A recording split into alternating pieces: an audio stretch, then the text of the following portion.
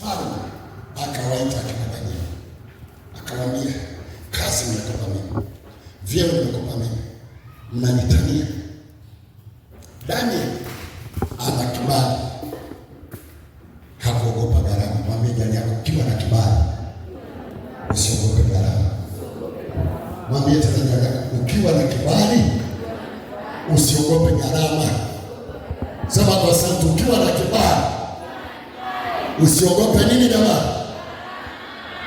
Kwa nini nakwambia hivi? Waliitwa, alafu wale wakamwambia mfalme, liwalo na nini, lakini sisi tuishuhudie hili unalolala.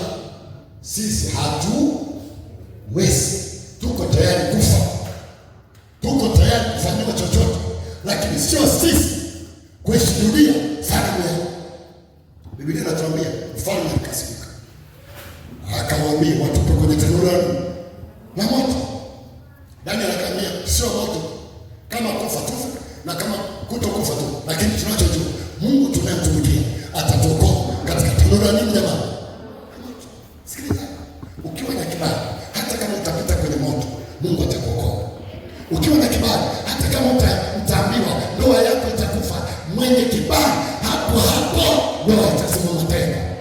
Wakisema kwenye biashara, hapo kwenye biashara itasimama tena.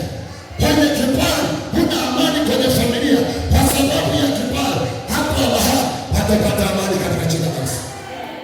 Kina Danieli walichukuliwa wakapeleka kwenye tanuru la simba. Wanapoingia, mfalme anatetemeka, anapata shida. Kwa nini? Akina Danieli walikuwa wanawapenda, lakini sheria imemlazimisha afanye kitu ambacho hakukitaka. Sikiliza, kuna watu wanaweza kukutendea mabaya, sio wanataka. Ni kutokana na mizimu yao, ni kutokana na uchawi wao. Wengine mnaroga, sio kwamba wanapenda kukuroga, lakini wanafanyaje? Wameambiwa kila siku lazima waroge. Sasa amesharoga wote, amemaliza. Ndio yule mwana mama hapa anakuroga, alafu asubuhi anakuomba hela ya chai.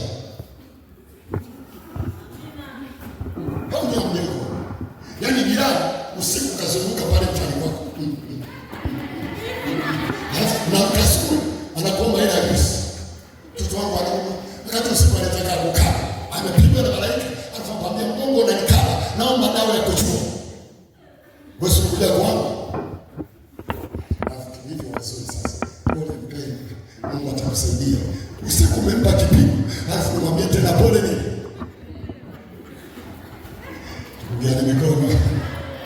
Ndiana mikono. Akina Danieli wakaingizwa kwenye tanuru la nini jamani? La moto.